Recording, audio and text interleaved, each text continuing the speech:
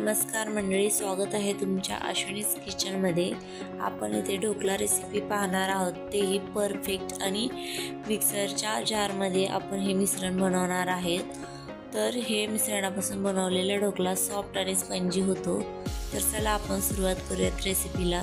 इथे मी मिक्सर जार घेतलेला आहे, त्याच्यामध्ये मी 2.5 चमचे पिठी साखर घेत आहे आणि त्याच चमच्याने 2.5 चमचे मी तेल घेत आहे।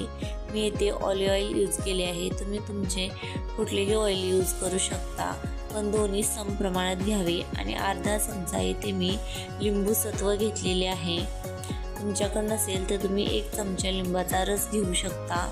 तसेच मी चवीपुरते मीठ ॲड केलेले आहे आणि 1 चुटकी हळद घेतलेली आहे। हळदीचा वापर कमी प्रमाणात असावा, नाहीतर आपला ढोकळा लाल होतो। त्याच चमच्याने मी 4 ते 5 चमचे पाणी टाकून घेतलेले आहे आणि ही मी एकदा मिक्सरला फिरवून घेतले आहे। आता अशा प्रकारे तयार झाले आहे। तर याच्यामध्ये मी 1 वाटी बेसन टाकलेले आहे, त्याच वाटीने अर्धी वाटी पाणी टाकलेले आहे। हे प्रमाण व्यवस्थित परफेक्ट आहे, तुम्ही जेवढे बेसन घ्याल त्याच्या निम्म्यानेच पाणी घ्या। आता मी आणखी थोडेसे मीठ ॲड केलेले आहे आणि मिक्सरला फिरवून घेतलेले आहे। तर ते अशा प्रकारे बॅटर तयार झालेले आहे। हे बॅटर एकदम परफेक्टली तयार झालेले आहे।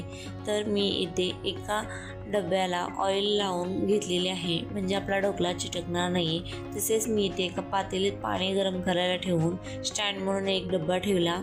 तर आता या मिश्रणामध्ये मी इनो घालणार आहे, त्याचा फ्लेवर लेमन आहे। मी हा अर्धा चमचा त्याच्यामध्ये ॲड केला आहे आणि पटकन 2 सेकंद फिरवून घेऊन मी हे मिश्रण डब्यात ओतले। तसेच पटकन मी लगेच हा डब्बा गरम ठेवलेल्या पाण्याच्या वाफेवरती ठेवला, का तर त्याच्यामध्ये आपण इनो टाकला होता, त्याच्यामुळे पटकन ते इनो आपला काम करायला सुरुवात करते। आता मी याच्यावरती झाकण ठेवले आणि 10 मिनटं मी झाकण बिलकुल हलवले नाही आहे। 10 मिनटं बिलकुल हलवायचे नाही आहे, नाहीतर आपला ढोकळा परफेक्ट होत नाही आहे। 10 मिनटानंतर मी चेक केले तर माझे इथे थोडं चिटकत होते, तर मी आणखी 5 मिनटं ठेवले। पहिल्या 10 मिनटात बिलकुल ओपन करायचे नाही आहे, नाहीतर आपला ढोकळा व्यवस्थित होत नाही आहे। आता माझा ढोकळा बिलकुल चिटकत नाही आहे, तर आता मी हे काढून साईडला घेत आहे।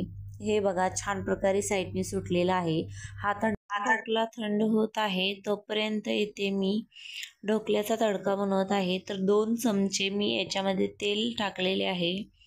आता याच्यामध्ये अर्धा चमचा मी मोहरी टाकणार आहे। मोहरी चांगल्या प्रकारे तडतडू द्यायची, म्हणजे ती कडवट लागत नाही। हे पहा, व्यवस्थित आता आपली मोहरी तडतडून झालेली आहे। व्यवस्थित तडतडली की याच्यामध्ये मी 2 मिरच्या आणि कढीपत्ता टाकणार आहे। अशा प्रकारे कढीपत्ता आणि मिरची टाकून घ्यावी आणि गॅस बंद करावा, म्हणजे तडका जळत नाही। आता मी याच्यामध्ये पाणी ओतले आहे आणि 2 मिनटं मी साईडला काढून नंतर वापस त्याच्यावरती ठेवून गॅस चालू केला आणि त्याला उकळी येऊ दिली। उकळी आल्यानंतर मी अर्धा चमचा साखर टाकून घेतली। हे 3 मिनटं उकळू दिले, तोपर्यंत आपण आपला ढोकळा काढून घेऊया। हा ढोकळा व्यवस्थितपणे काढून घ्यावा। आता मी इथे काढून घेतलेला ढोकळा तुम्हाला दाखवत आहे, एकदम स्पंजी झालेला आहे। आता हे व्यवस्थित कट करून घेऊया। हे पाहू शकता तुम्ही, बिलकुल चिटकत वगैरे नाही आहे, का तर माझा ढोकळा म्हणून परफेक्ट झालेला आहे। आता व्यवस्थित कट करून झाल्यानंतर याला एका डिशमध्ये काढून घ्यावा। मी इथे तुम्हाला एक पीस वरती घेऊन दाखवते की कशा प्रकारे स्पंजी माझा ढोकळा झालेला आहे। तुम्ही नक्की एकदा ट्राय करून बघा। मिक्सर जारमध्ये ट्राय केलेला ढोकळा व्यवस्थित फेटला जातो। आता मी हे पूर्ण डिशमध्ये काढून घेते। आता इथे आपण आपला बनवलेला तडका व्यवस्थित ढोकळ्यामध्ये सोडून घेणार आहोत। जास्त वेळ आपल्याला ढोकळा ठेवायचा असेल तर हे साखरेच्या पाण्याचा तडका आहे, तो जास्त प्रमाणात टाकून घ्या, म्हणजे आपला ढोकळा जास्त वेळ एकदम मऊसूद आणि रसीला राहतो।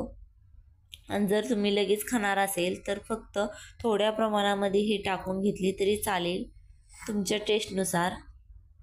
आता हे व्यवस्थित झालेलं आहे। याच्यावरती मी आता थोडीशी कोथिंबीर टाकणार आहे। आपला परफेक्टली हॉटेल स्टाईल किंवा बाहेर जसा भेटतो तशाप्रमाणे ढोकळा तयार आहे। चला तर आपण ढोकल्याची चटणी बनवूयात। येथे मी थोडी कोथिंबीर, अद्रक आणि हिरवी मिरची घेतलेली आहे। तसेच ढोकल्याच्या साईडनी जो राहिलेला भाग होता कट करून तो मी याच्यामध्ये ॲड केलेला आहे आणि चवीपुरते मीठ ॲड केलेले आहे।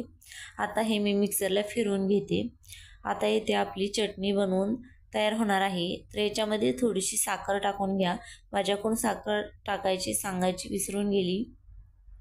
आता चटणी तयार आहे आणि आपला ढोकलाही आवडला तर नक्की सबस्क्राईब करा।